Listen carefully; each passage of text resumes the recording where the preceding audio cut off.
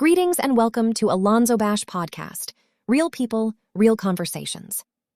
In this episode, Alonzo sits down with humanitarian, writer, creative, and media personality, Ms Rosie Peppy Parke, for an inspiring conversation about her remarkable journey, her commitment to service, and the people and experiences that shaped her life.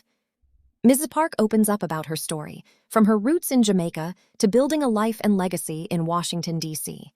She reflects on some of her many accomplishments, including her pioneering talk show, Pep Talk, her annual women's empowerment event held each March, and the individuals who supported and encouraged her during the early years of her career. The conversation also explores Rosie's deep connection with Africa and how that love inspired the creation of Every Girl Can Ghana program, an initiative dedicated to empowering, encouraging, and creating opportunities for young girls, while offering folks an opportunity to travel to Ghana with her and her team. In a personal moment, Rosie briefly discusses the sudden illness that forced her to step away from her life's mission and the impact that unexpected chapter had on her journey.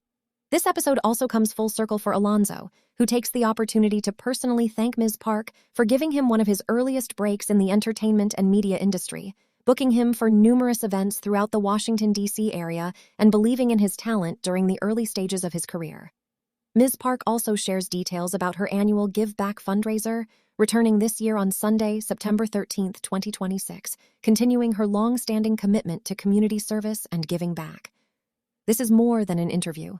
It's a conversation about legacy, purpose, resilience, mentorship, service, and the importance of opening doors for the next generation.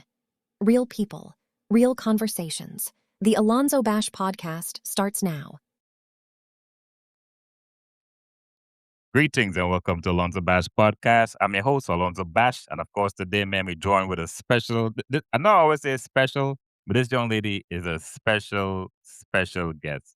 We've known each other for quite some time, and I owe this lady a great debt of gratitude. Without further ado, ladies and gentlemen, Miss Rosie Parks, aka Peppy Rosie Parks. Welcome. Thank you, Alonzo. And let me just correct my name first of all, and it's a whole thing. So the way I spell my name is Parke with an E, Parke. Yes. And I know some people have seen my sisters and others with the Parks. It's a long story. But anyway, it's Rosie Peppy Parke, and I have some other names, and we'll get into that when we get into it. But it's important to know that one of the names I have is Ya, Y-A-A, and in Ghanaian context, it means born on a Thursday. So thank you for having me. Of course. Yeah, I kept seeing you all over the place. I'm like, yo, my dope swag, go on. And finally, we're here. Yeah. And so much rescheduled and so forth. But we're both busy. But finally, we're here. So let's get into it, man. I'm so excited. So before we get started, I want to tell people this straight off the bat. You are a major part of who I am today as far as the whole AlonzoBash brand. I'm going to tell folks this. You are the very first person that actually gave me my break in the DMV when pretty much it was just a dream of mine, just because I really love what I do. I love music, I love people. And I think that I can't remember where we met. I think it might have been through Tony Carr, honestly. Yeah, listen. I can't remember, but I remember meeting you. Yeah. And I think I remember a bunch of our meetings, including one time when I was going to New York, and we met somewhere on the highway or at a gas station or something. Okay. But I can't remember me being the one that gave you that break you're talking, because I just do stuff because I want people to soar and I'm for everyone getting a chance. So I can't pinpoint what is it you're talking about. So if you could just let the people know and let me know where you're talking about, because I don't recall. I just remember meeting you and thinking you were very talented and charming and you had a great voice. And next thing I know, we're doing interviews and you're playing music and all of that. So I can't remember every little thing, but I'd love to hear that original story. All right. Well, okay. Well, put it this way.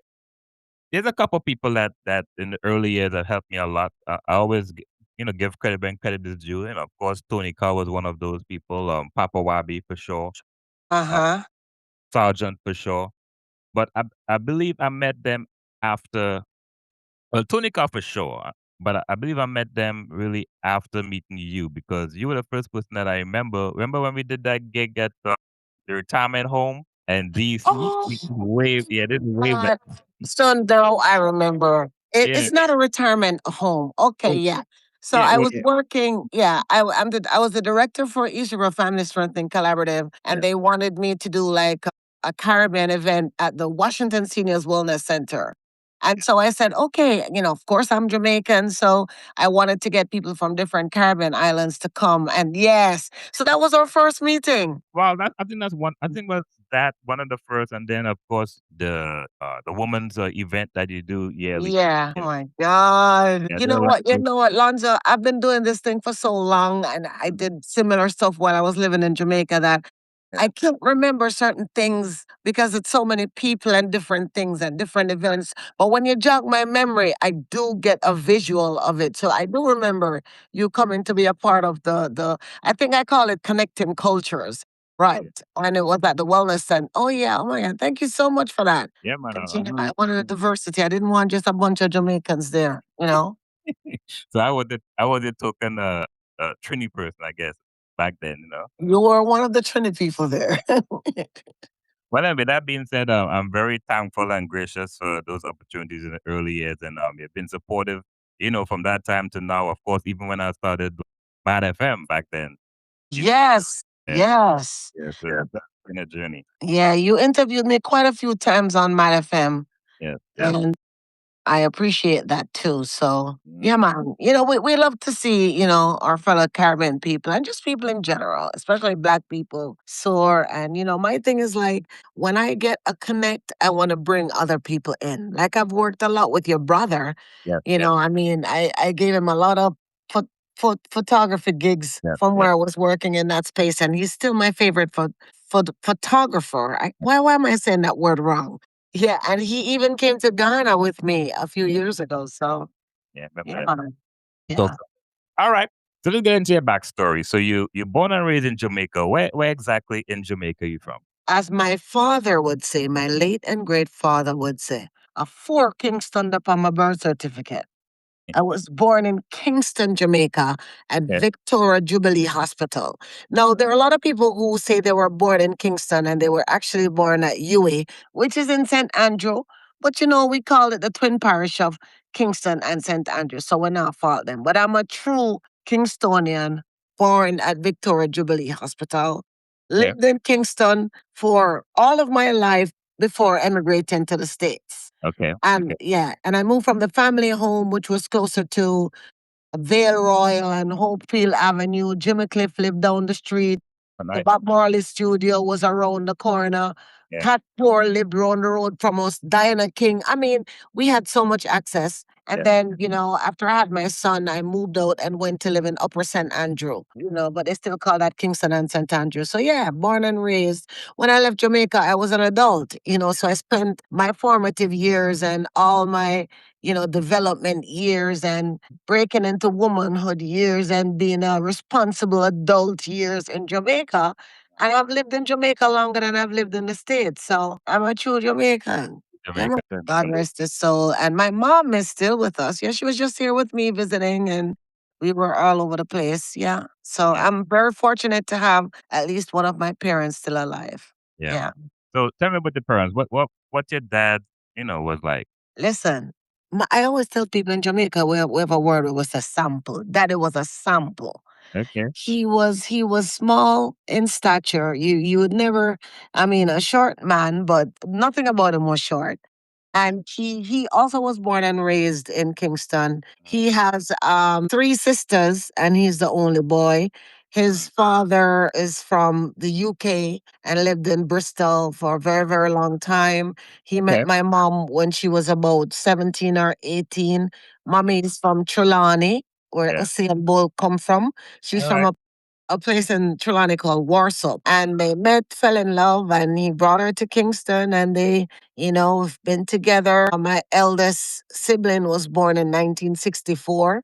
So I Okay. think they met around 62. There are five of us now. They got married in 74 and they were together until daddy's untimely passing.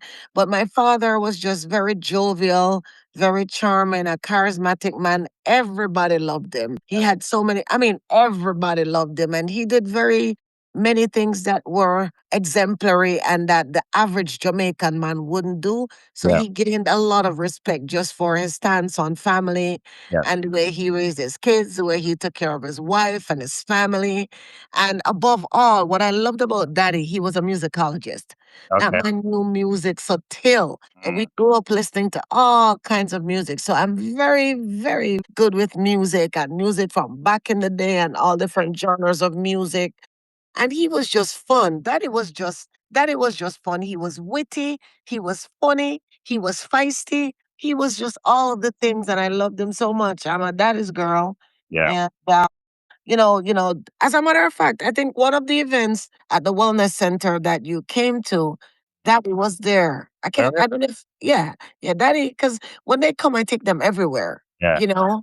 And yeah, I mean, I don't want to talk too much about Daddy because I'm going to get very teary eyed now because sometimes it feels like he's been gone forever and sometimes it feels like he was just gone yesterday. And I miss him very much. And I have a lot of his traits. So he was an amazing man. My mom, she's just a really loving woman. I mean, she's the one who put a lot of things inside of me for me to want to be a humanitarian Yeah. because she was doing that from back in the day. It was 5 of us, but whenever she cooked enough food just in case someone might pass through and they're hungry. And she was always taking in people into the house, even though our house was already packed and Yeah. I mean, people on the avenue where I grew up with, it's called Lilford Avenue. They really loved my parents. And my mom and dad worked for the same family. And we got a lot of perks by virtue of them working for that family. Yeah. But our family was well respected, and the parents are loved to this day. Like everybody, the first thing they ask after a while, going, "Oh, how are you, mommy and daddy?" I mean, no, they know daddy's no longer here. Right. Right. How was your son? And yeah, just really good people, really good people. They Nice. come from good stock. Yeah. Nice. Nice. So mention siblings. You got 5 siblings? I have 4 siblings. Four. So it's 5 of us. Yeah, I have 3 sisters and 1 brother. And I was gonna be the wash belly, and then Anne Marie came 10 years after. All of Okay. us are 2 years apart. And then I don't know what they were thinking. After 10 years, here comes Annie. So no, there's 5 of us. Right. Right. So for my non-Western young people, wash belly means the last child. Yes. Wash belly mean the last one. I was enjoying the privileges of being the wash belly. And when I was 10, here comes Anne Marie. So she's now the wash belly. And I'm her older sister. Nice. Nice. Yeah. All right. So what was the schooling like growing up in Kingston? So my schooling, well, let me tell you, my schooling was very, very well. I went to a basic school called Miss Campbell's Basic School, and the fondest memory I have of being on basic school. It's weird, but this is actually my fondest memory. I was crossing the street where Miss Campbell's Basic School was to go over to the primary school that I would later go to because Okay. I used to see them coming and like that school. And one day I just ran out of the basic school and didn't look across the street and a bicycle hit me down. And I jumped up. I always remember that when I have hiccups when I remember Miss Campbell Basic School. But I went there and then I went to New Providence Primary School. It's up in the Barbican area. Yeah.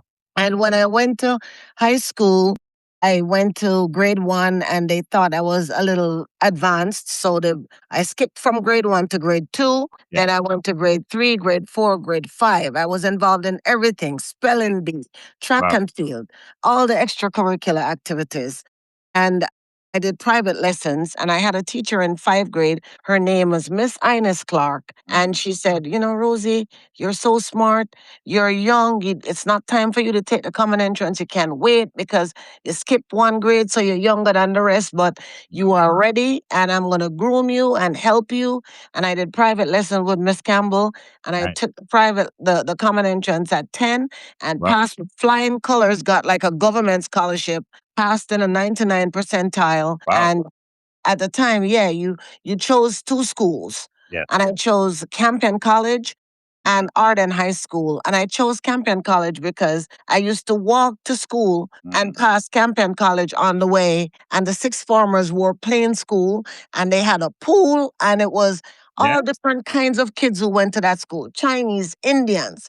German, black kids too. And I said, I want to go to that school. So I loved it and I chose that as my first choice. I got a government scholarship and they placed me at Campion. And then I went up to 5 grades up to fifth form. And then I wanted to do sixth form, Yes. but I wanted to do sixth form at Arden, which was my second choice. So then I went to Arden High School and did sixth form at Arden and got out of school and, was very heavily involved in like church and some other extracurricular things. Yeah. Had my son, when I was 19. And then, instead of going to UE, which I was accepted to go in, I decided I wanted to raise my son, wait until he got a little older, even though the village helped me to raise him. Yeah. Before I did that kind of studies. And then, I changed names so many times. When I started there, it was Jamaica Telephone Company. Then it was then it was Telecommunications of Jamaica. Then Yeah. it was Cable and Wireless when I left then it became Lime. And I think it's Flow now. I think it's called Flow now. But I worked at that company for 10 years. And yeah, and while I was at that company, they offered a lot of training opportunities because they had their own training school. Okay. So I did management studies. I did a plethora of things that kind of made me into the well-rounded person I am, in the educational department, and then I started my bachelor's when Kanai was a little older. When maybe he was like 8, 9. And I actually did my bachelor's with Nova Southeastern University from Florida because they used to come to Jamaica and we used to have classes on the weekends. And then I had to go to Florida to complete some parts of it. And then by that time I'm in the States and I did my master's at University of Maryland, University College, and some other stuff. But yeah, education in Jamaica was very rich. Like I said, I went to 2 really good schools and I was involved in a lot of stuff, acting, netball, track and field, gymnastics, very active. Just like how I'm busybody now, I've always been busybody. And That's so just how I've been. Yeah. I feel like I've underachieved talking to you. For real. Hey, I mean, don't be like that. Right. Some people have periods in their life where they do more things. For me, honestly, it's been almost the same energy from when I was very young.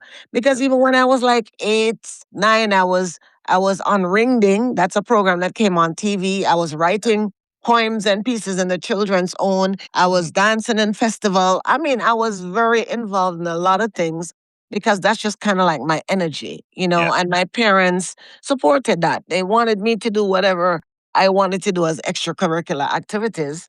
And it worked out well for everyone, especially me. And so, yeah, I had a very beautiful childhood and beautiful life living in Jamaica. And so, yeah, I mean, I insist that my life is beautiful now. Yeah. Yeah. That level of ambition, where do you think that came from? I think that level of ambition came from seeing my parents, even though they weren't as educated as I am or whatever, they were still very ambitious. They did whatever they could to take care of themselves and their family and actually the community as well. And, people sometimes confuse ambition with profession. It's 2 separate things. Ambition is you can be ambitious whatever you choose to do as your profession. You can be a stay-at-home mom and you're still very ambitious. And I think for me, ambition means to want to do well for myself, whatever my standard is for myself, and also to exceed some standards of the community. Because, especially when they see some things in you, you kind of feel like, okay, well, I can't disappoint my community and my groundation. You know what I mean? Because they kind of look up to you and they're accustomed to you being exemplary from when you're younger. Yeah. So they in their mind, as you grow older, it's going to be amplified. And sometimes for some people, it doesn't necessarily work like that. And I think for me, it's just been steady and, it's been good. And, if I'm not doing certain things, they're like, what's going on? What happened to Rosie? You know what I mean? It's like they expect a certain thing because I've been doing it for so long. I think it's a good thing. I think it's a good thing. I mean, I'm easily bored and I can multitask very well and I'm interested in a lot of different things. So the kind of life that I'm living, and I've lived allows me to tap into those things that I'm passionate about while still using my God-given talents and those things that I acquired through education. Yes. All right. So let's fast forward. You migrated to the U.S. in what, the mid 2000s, I believe? Early 2000. Early I 2000s. came here January 2003. What was that transition like for you? Well, that transition was rough because it happened out of a really sad story coming out of Jamaica. I wasn't ready to leave, but based on certain things, I had to leave. And I actually came to the States to, take a 3 to 6 month break. My job was being held for me because something had happened that, I just had to move. And it was rough at first. I mean, I was very connected because I used to come to the States all the time long before. I was here mostly during the summertime. I'd bring my son here Easter, summer, and Christmas. And then I used to, in Jamaica, they call it buy and sell, where you come to the States and buy stuff and go back. And I was doing that like all the time. So I would be like on an early flight from Kingston to Miami, shop, and go back on the late flight. So I was very familiar with America.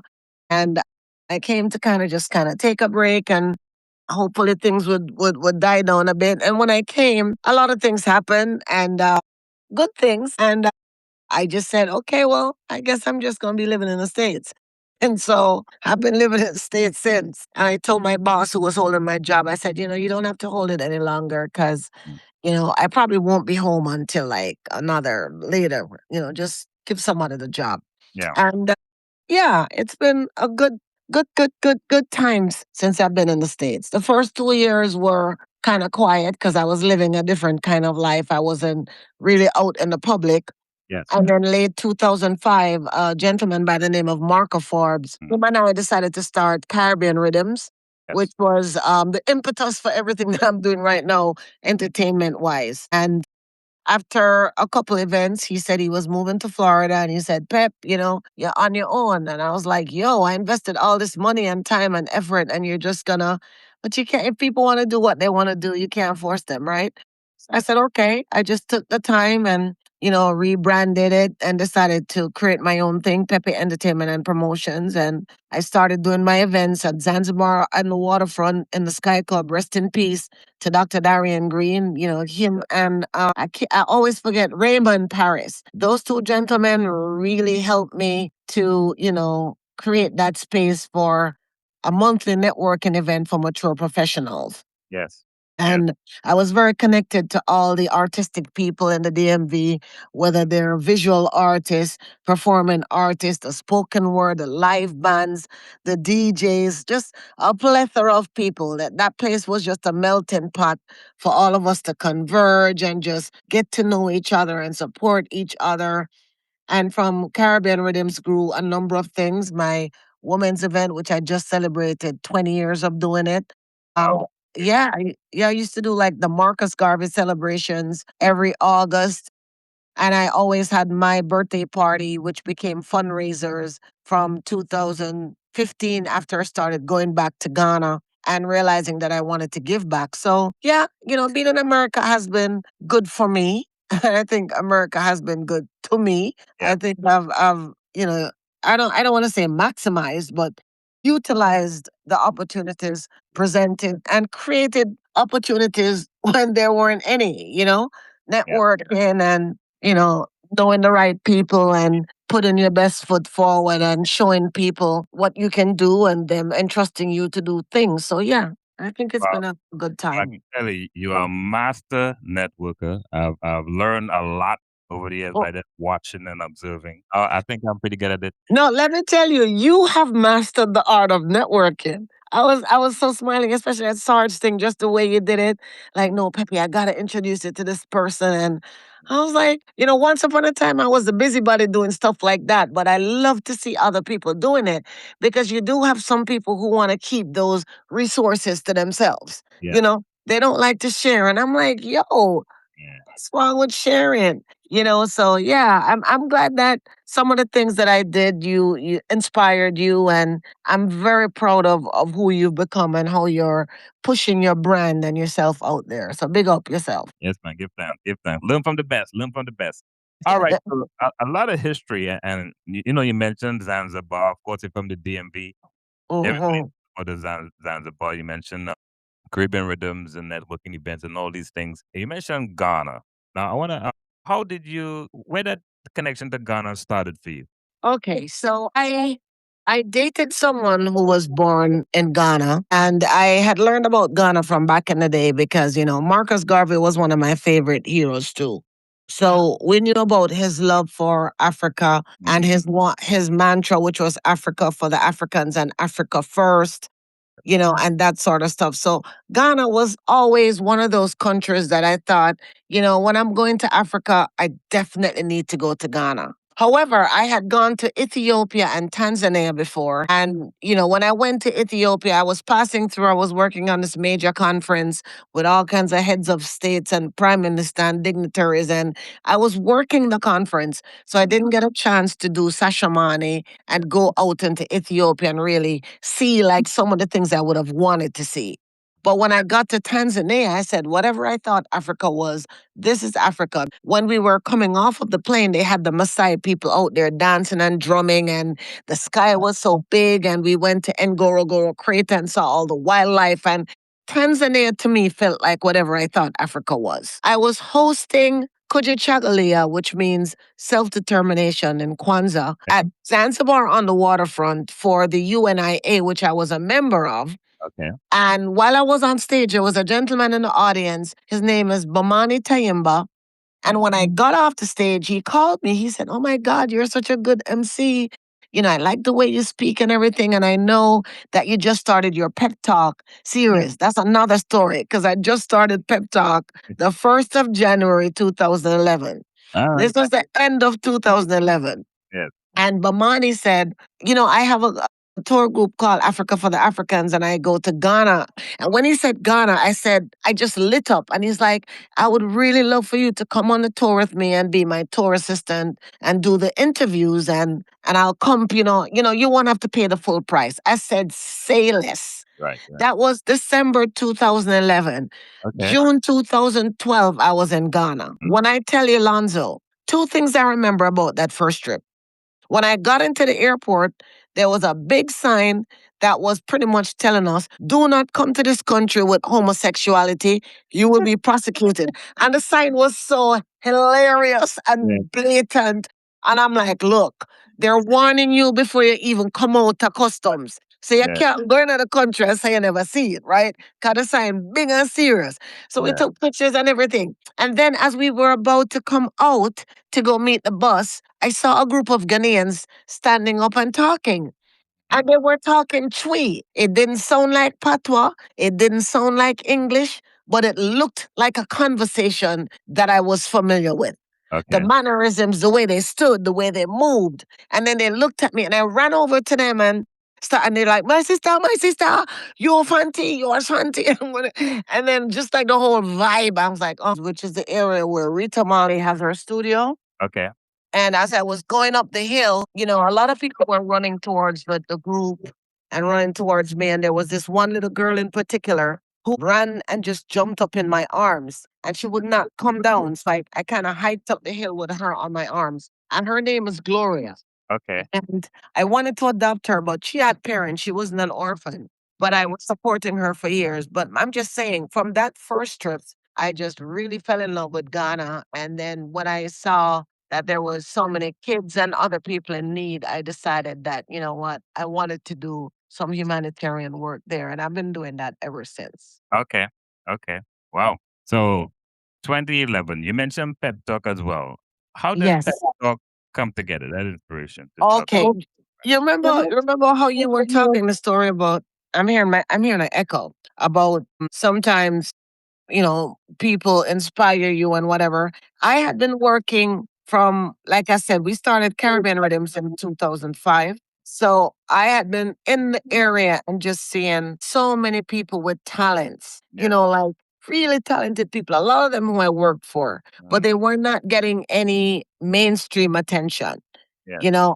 And this was from before YouTube got hip or whatever and all of that stuff.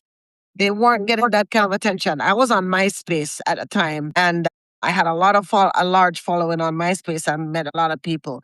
But it broke my heart to see, that a lot of people weren't supporting them and featuring them. And I said, you know what? I want to create a forum for ordinary people who have extraordinary stories to get highlighted. Yes. So that was the reason for Pep Talk. It's like, I find this person very interesting. They're doing some great things in the community.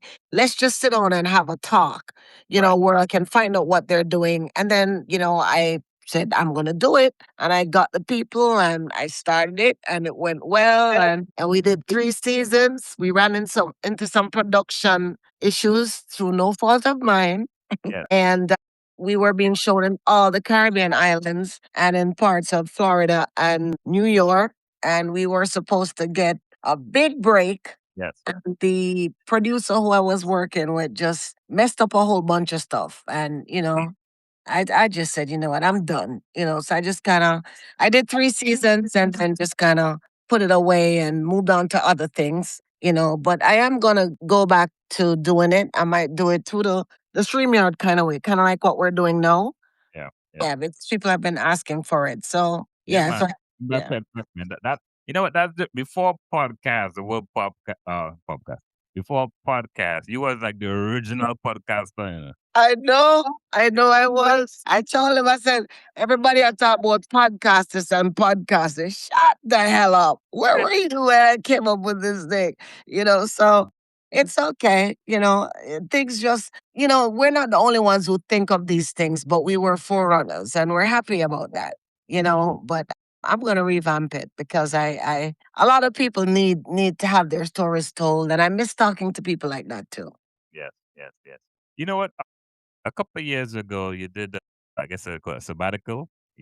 Well, I didn't do a I was- sabbatical. I was forced into sabbatical after being vaccine poisoned. So everybody's like, "What Peppy there? Peppy disappear. Peppy gone foreign. Peppy this. Peppy that. Peppy was right here, but I was recuperating from vaccine poisoning, which led to other things, and we were out, but we're back. That's it. So you want to talk about it? Not really. Not really.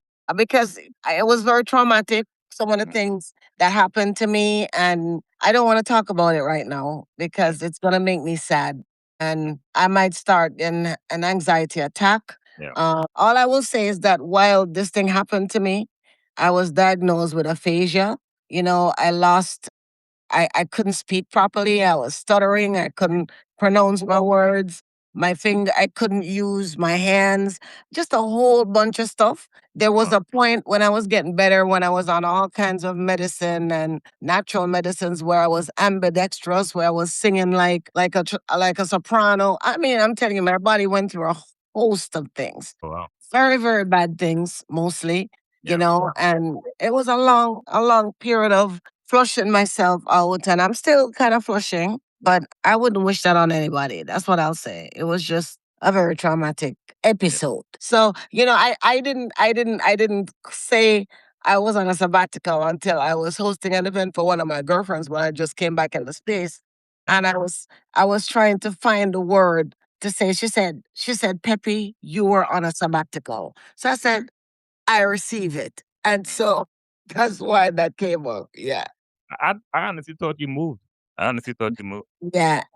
A lot of people thought I moved, and yeah, because I wasn't really communicating with anyone. Yeah. I mean, I was communicating with people, but I wasn't out in the community like I used to be, because I was just working on getting better and, all kinds of stuff. But yeah. Well, But yeah. glad that's behind us now. Moving forward. Glad. It is behind us. Thank you, Jesus. Yeah. You're also big into health and wellness. You're getting into all of that stuff. I know you do your yoga. Talk a little about that, and eating healthy and so forth. Well, it- well, I like- need to eat healthier. I used to, but anyway, I've been in health and wellness for a long time. When I was living in Jamaica, I lived a very healthy lifestyle. I became vegetarian, I think maybe in 1999. But even before becoming vegetarian, I was never like a meat lover. I wasn't even like a starch lover. Even though Jamaicans eat a lot of starch. Yeah. But everything is either dumpling or rice and peas or banana or hard food or dasheen or yam and them sitting there. And I used to always like vegetables too. So, you can eat what you want and still eat healthy. And the things that are not so healthy, you can eat it in moderation. And remember, I grew up in Jamaica long before we were getting food that was filled with all kind of chemicals, right? So we were eating more natural foods and we had access to natural herbs as well. Yeah. Like access right there. Soursop tree in my yard, mint tree in my yard, Sarasi bush, that's all. Everything. So it's like you can flush out and wash out. I was doing fitness and wellness from before I moved to the States. And in 2005, I started working at ballets. That was like a side gig. I was visiting the gym as a client and I just liked it. So I signed up to become like a personal, not a personal trainer, a fitness instructor. Okay. And so they taught me all kinds of formats. I learned Zumba, I learned spinning. I was known to have the best spin class Yeah. in several gyms. What? That was my thing. And then I always used to like to run, and then I started doing yoga religiously in 2010 for myself. Yeah. But before that, I was teaching yoga classes as well. And I had gotten mini grants to do fitness and wellness classes in Washington, D.C. and other places. So I've always been teaching fitness at some gym or in some community, and I practice it myself. And I've tried to eat properly. When I went through what I went through, I wasn't really doing any fitness for about 4 years while I was sick. And I was eating all the stuff that I should not have eaten. So right now I'm trying to get back to not like not necessarily the same weight that I was, but I'm trying to get healthier, even physically too. And so I still practice fitness a lot. I do run a lot. I said if you can't run, walk. Yeah. I do yoga. I love teaching yoga. I'm a trained yoga instructor and I love doing it. And I practice hot yoga, vinyasa, and some other formats just for myself, for my own body. And I want everybody to do exercise, Yeah. especially when you don't feel like it, because that's when you get the most benefits. Yeah. And like I said, I'm getting back into the space where I'm going to go back to juicing more, and eating healthier because, sometimes your appetite and a lot of things change when your body gets a shock, Yes. and the older you get, the harder you have to work. So yeah, if you make it your way of life, I think if I wasn't someone who, ate healthy and lived a good fitness life and everything, I don't know, maybe you'd be talking about me like, she Yeah. was this, she was that, she was this. Yeah. Wow. So What's the health benefits of yoga? it increases your flexibility. It makes you obviously more limber. You stretch more. So, it depends on the type of yoga that you do. You breathe more, you're able to balance more, and you're able to center yourself and your thoughts more. And you need that. Because one of the reasons I started doing yoga is that I'm always on the go, busy, busy, busy, busy. And I was doing all of those exercise formats that were more cardio or strength. And I realized that my body needed the release of stretching, of trying to get into like a back bend. You know what I'm saying? Even the resting posture in yoga is a good posture. If you try a savasana, a lot of people, it's very hard for them to do because it requires you to keep still. Yeah. And most of us just can't keep still. So when you're in the room and you're one with the instructors and the voice and you're training your body, the benefits, you also have a calmer disposition. You know what I mean? Because it's that kind of thing. It's like, Is it like a form of meditation? well, meditation and yoga are two different things, but we also meditate sometimes when we're doing yoga. Okay. So you can meditate and not do yoga. Okay. Gotcha. All right. So let's swing back to Mother Africa. So how were you, I don't know if it's Krong is the right word to use, but how were you given that African name? Okay, so you can get an African name, especially in Ghana, easily. So first of all, they'll ask you, when were you born, right? So your Ghanaian day name is pretty much the day that you were born. Yes. So if you go online and you put in your date of birth, it will tell you which day of the week you were born. Okay. And based on that day of the week, there's a Ghanaian name for the day of the week that you were born. Thus, Ya means I was born on a Thursday. When I went to Ghana, was it the first trip? I think it must have been the first trip. I think it was yeah, it was the first trip.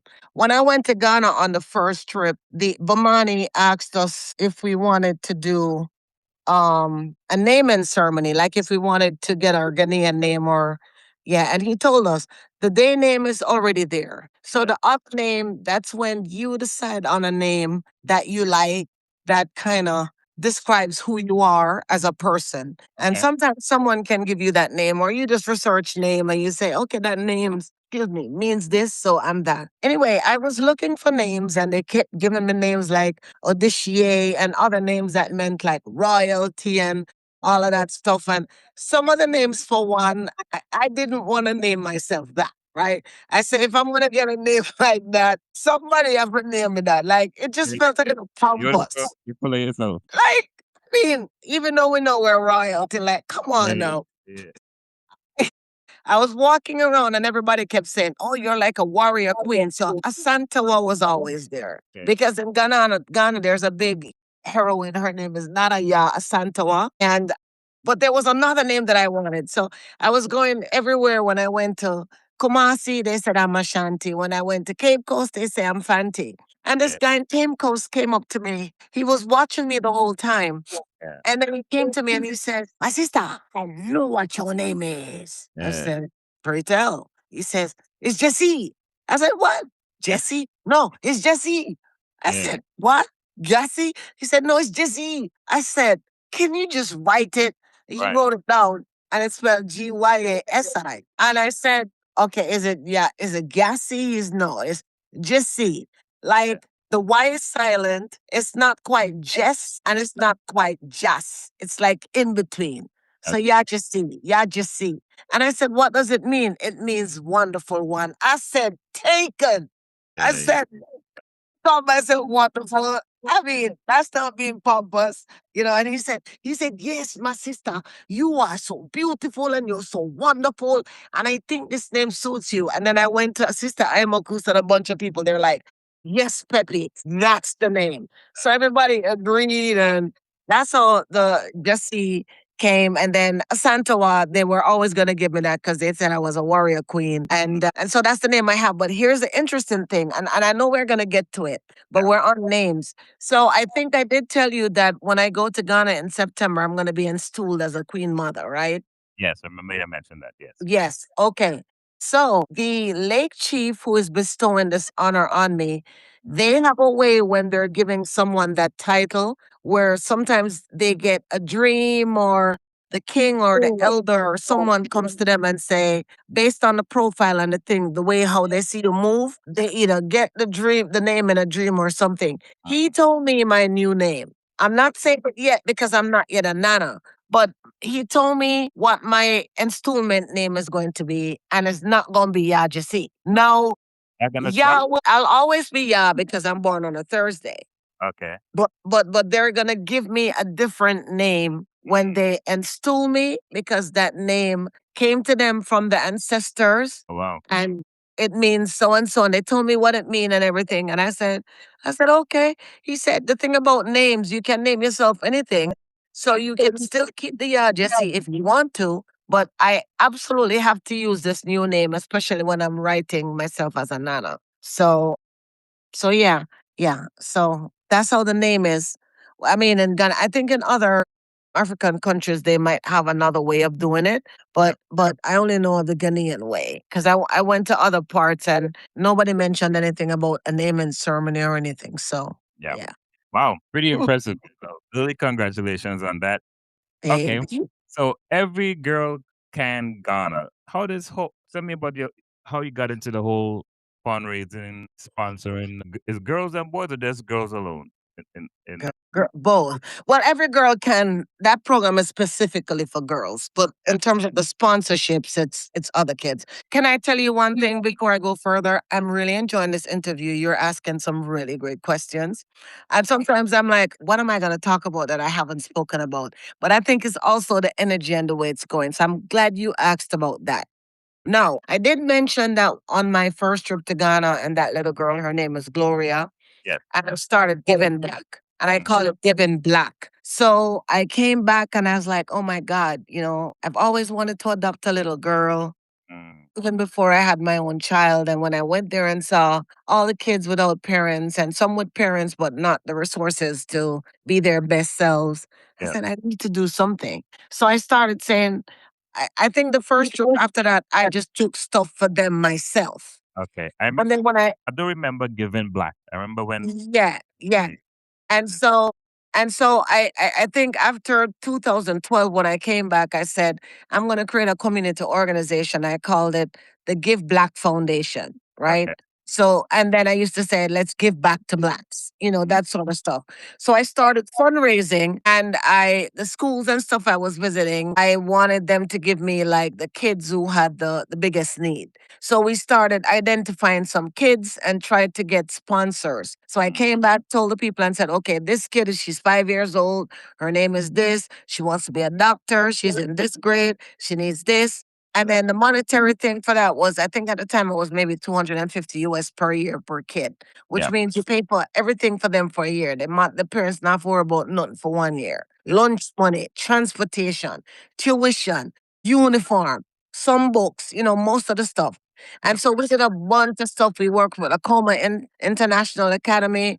We worked with the Youth Institute of Science and Technology. I was the board member for that school for a long time.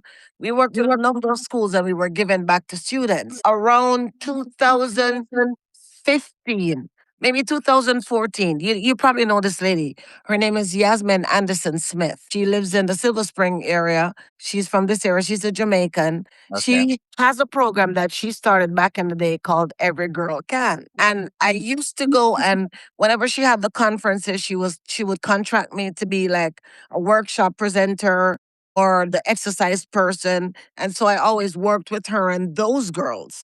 And then she approached me one day and she said, Peppy, I love what you're doing in Ghana, and I would love to teach you this program so you could take it to the continent. Are you interested? I said, absolutely. Yes. So she taught me the program and gave me the permission to take the curriculum to Ghana and other parts of Africa. And in 2015, I did my first cohort of Every Girl Can Ghana. And it's a program based on ABC, appearance, behavior, communication. It has various modules, and we guide the girls through these modules. I put some other stuff into the program by putting fitness and wellness into it, and help them to sharpen their communication and acting skills. It's very fun for them.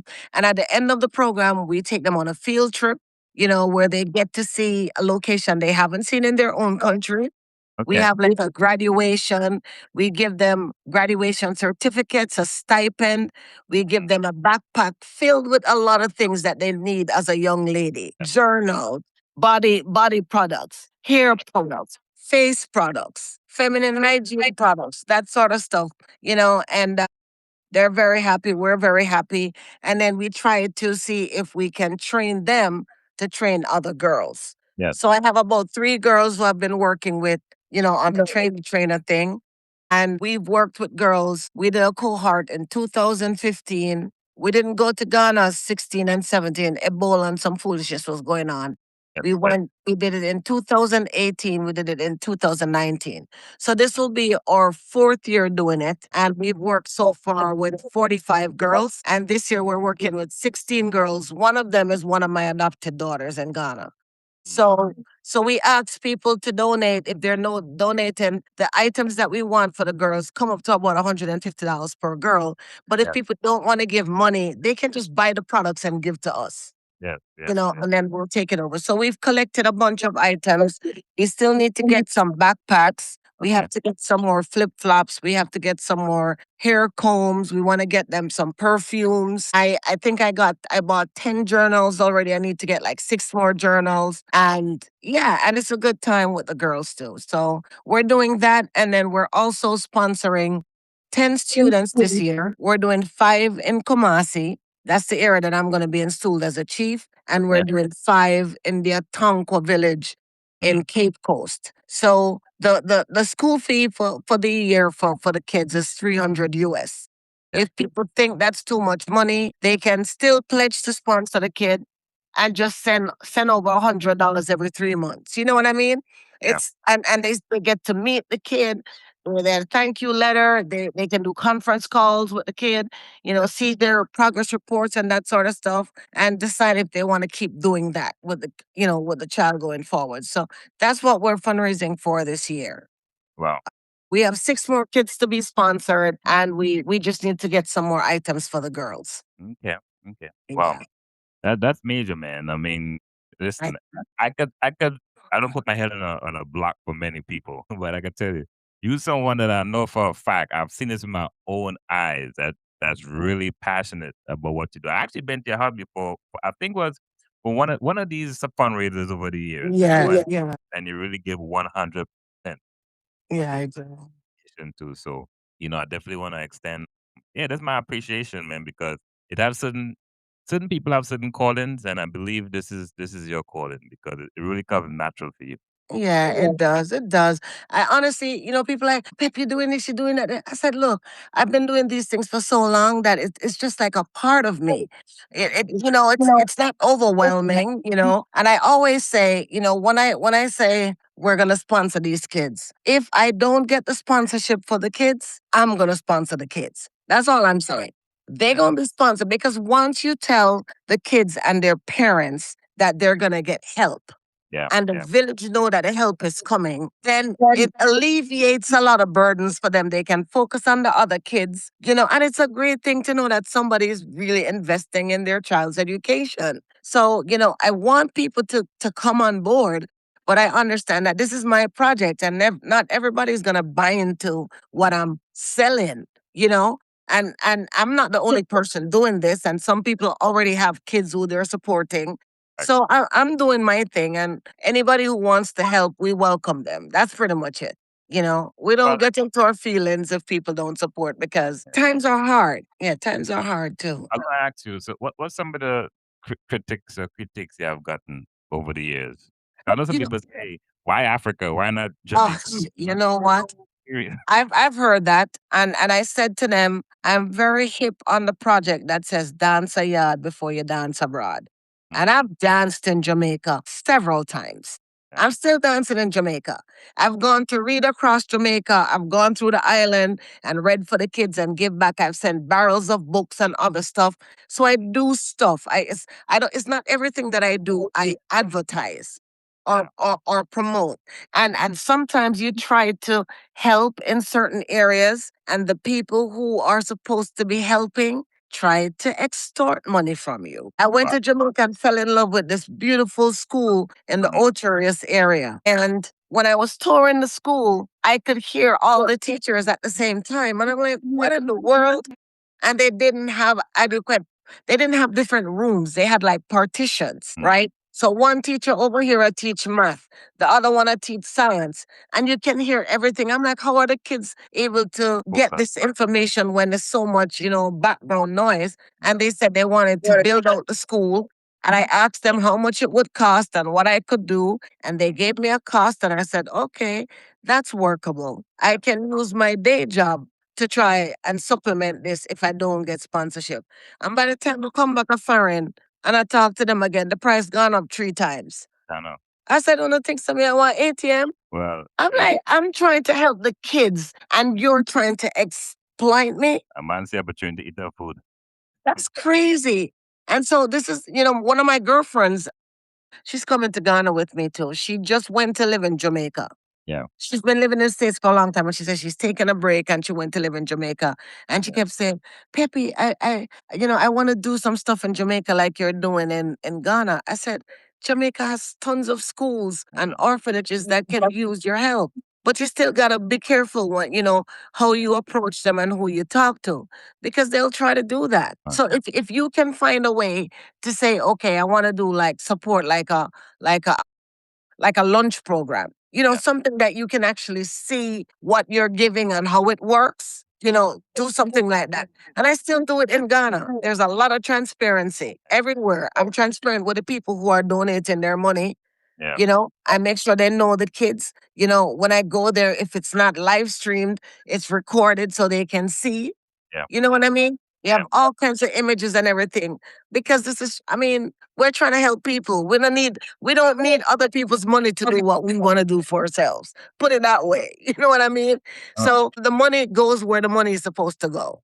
Yeah, yeah. Well, of course, Sunday, September the 13th, the annual Yes. fundraiser, 4 p.m. to 10 p.m. I'm gonna let you elaborate on it some more, about the fundraiser and what Okay. how can folks participate in the fundraiser. Let's start. Okay, I'm glad you asked. And let me tell you. So the fundraiser is also a fundraise her. Okay, I As like. you know, I was on sabbatical. I'm just coming back in the space. I need to be raised up because I'm back and I'm still pepilicious. Also, it's my birthday season. I'm going to be installed on my actual birthday, which is September 17th. And so the fundraiser, a lot of the things we've already, like all the things I'm buying them because I give people like a cutoff time. And I can't wait on them because I can't do the last minute thing, you know? Yeah. So a lot of these things I'm just getting because the sponsorship is not coming in. So we're hoping, people will fundraise at the time. And like those kids who are not sponsored, they'll be sponsored. But we are doing this on Sunday, the 13th of September from 4 to 10. It's going to be held at Sarge's house. We want to big up Lofton Sargent of Image Band for hosting us again. Yes, He's sir. one of our major sponsors because it's going to be held at his house. Yes. And we are going to have live performance by Libya's son, who is Jelani Horton of Bamboo Station. Okay. And I met this young man. His name is Guy is the Entertainer. He's from Nigeria. He does Afrobeats. I know guys very well. We signed to the same entertainment company. Hey, well, guys will be there. We're going to have African dancing and drumming by a mother-daughter duo, A&A. And we're going to have a Ghana fashion show. We have two designers. One is Sasha African Designs. He outfitted the models for my women's event, and everybody loved the attire. And then the other one is Yvonne's Exclusive Design, which is a Ghanaian store, and they're based in Bowie Town Center. I went there, fell in love with them. They have a store in Ghana, which I'll visit when I go to Ghana. So Okay. the fashion will be African. And if you want to model, I ask you to model, Since you say, me inspire you and you do this, you owe it to me for rip the runway. And the massive will agree. Okay. So we're having that. We're gonna have Jamaican food and Ghanaian food. We will show the presentations. We'll have a presentation of what we're gonna be doing in Ghana, so they can see the kids on screen and that sort of stuff. And it's like I said, it's also my birthday season and celebration. We're celebrating all Virgos, and yeah, it's just gonna be a really nice evening of fun. It's a Sunday, so you can come and have your Sunday dinner.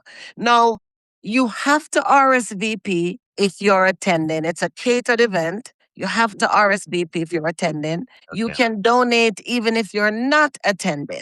So there's a website that you can go to, Nana, Nana, YAA, fundraiser 2026 eventbrite.com. Best thing, just call me.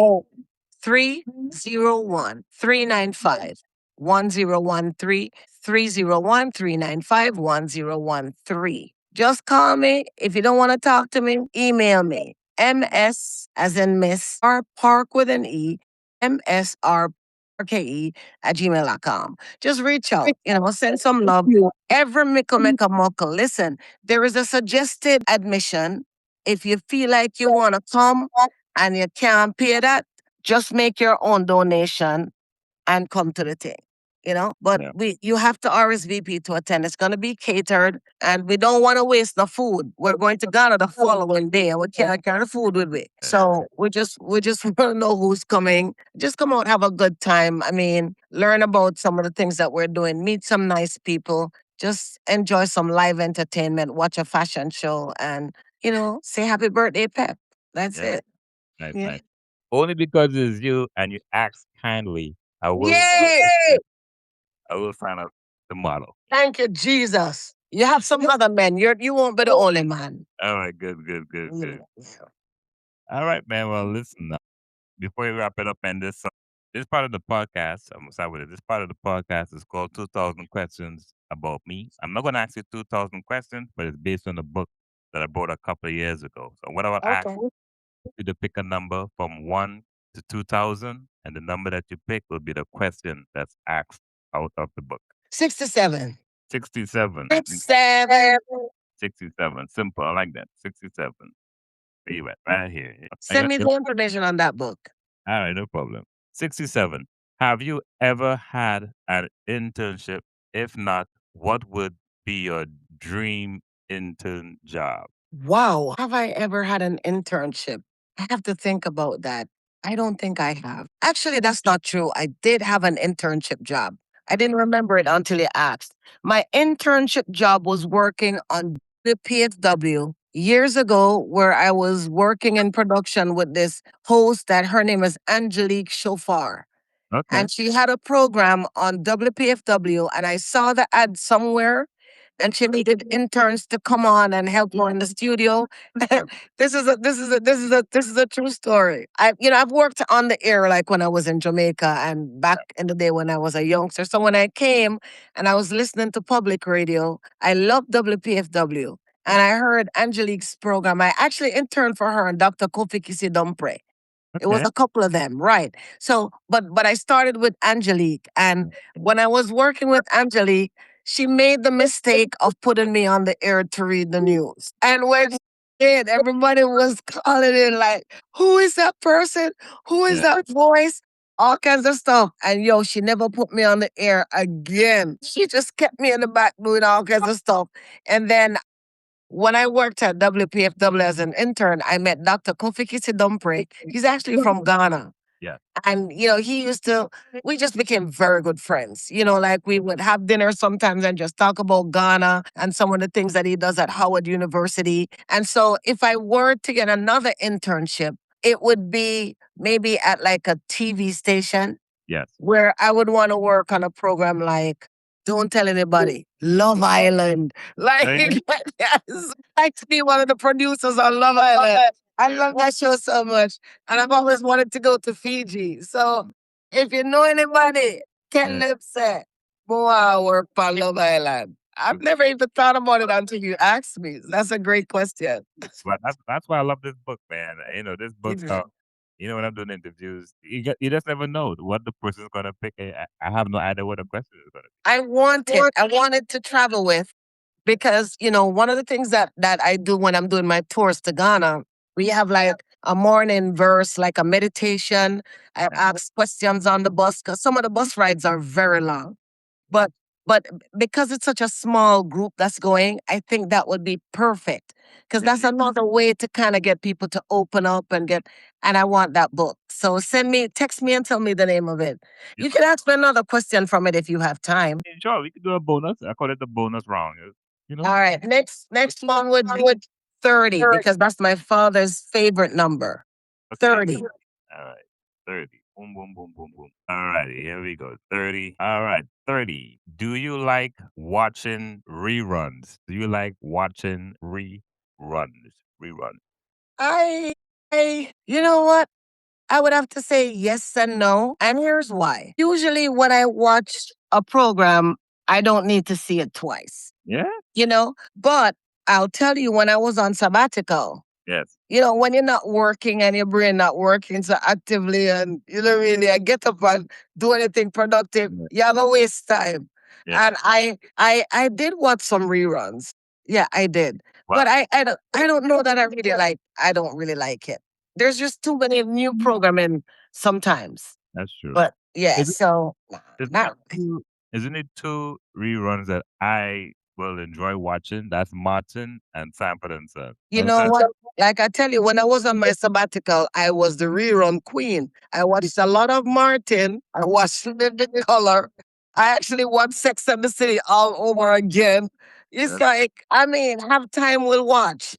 Pretty much. But in general, I'm so busy and my brain is so actively engaged that I can barely get through one episode in a week. I'm serious. Like, I will start watching the episode and every night I fall asleep at the same spot. And it takes me a whole week to watch it. So for the whole week, I'm probably just watching 1 hour of TV, in 5-minute increments. Yeah. Yeah. Well, Miss Parksman, once again, give thanks for that. Yeah. Thanks again. Thank you so much for being patient with me. Today was such an unexpectedly tired day, and I woke up this morning and we have a family room, and my sister posted something. I was so tired to type. So I decided to talk. I said, morning, I didn't even know today was Wednesday, blah, blah, blah, whatever. And then one of my sisters said, are you okay? You sound really, what's going on? I said, I'm tired, you know? And I did a little exercise, and then I was running around, and I felt like I wanted to not do the interview, but I feel so energized after talking to you. So Yeah, thank man. you so much. Give thanks, man. Once again, thank I you for enjoyed it. in the DMV, for your dedication to the art and culture and inspire. Mhm. If you listen, you help a lot. If people don't tell you, I'm going to tell you. I'm going to give you flowers now. Thank you. I love flowers too, by the way. Yeah, and to your point, when you mentioned Pep Talk, how you got started, that's one of the reasons I started the podcast because just like Mhm. I've been around the DMV and I've been, you hear so many stories and in the back of my mind, I'm thinking like, people need to hear these things. People need to know, Mhm. who's responsible for this, because there's so many talent and of course people are getting older and I would believe that these stories need to be documented, so. That Yeah. being yeah, man, you've been a big inspiration to me. Like I said, a big help, over the years, and I've watched and I've learned, and I'm always inspired by you. So you have helped, and you Mm. also have helped a lot of people in the DMV. You have helped a lot of people in the DMV. I know that for a fact. So with that, man, I just want to, like I said, extend my gratitude and thanks. Thank you so much, Lonzo. You have made my night. I really appreciate you. I enjoy this interview. And thank you for all the flowers that you're giving me. I received them. I received them. Yes, ma'am. So yes, Sunday, September the 13th, I will be there. Yes, sir. All right, I'm going to write you down as a model. Uh-huh. Yes, Malagwa, sir. Malagwa. All right. All right, ladies and gentlemen, Miss Rosie Peppy, or should I say Peppy Rosie Park? Rosie Peppy Park. Rosie Peppy Park. Rosie Peppy Park. And yeah, well, I know you don't want to release your official. Not the new one, but yeah, just see. Yeah, just see. All right, yeah, that's it. Yeah, just see. All right then. Give thanks. All right. Give But thanks, Pops. All right, bye-bye. And that's a wrap on this episode of the AlonzoBash Podcast. Thank you for tuning in and rocking with us. If you enjoyed today's conversation, leave a comment and let us know your favorite episode so far.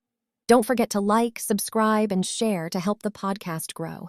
You can catch the AlonzoBash Podcast on YouTube, Spotify, Apple Podcasts, and even on Amazon Alexa devices. Just ask Alexa to play the AlonzoBash Podcast. Until next time, stay inspired, stay connected, and as Alonzo would say, stay focused on your goals and dreams. See you on the next episode.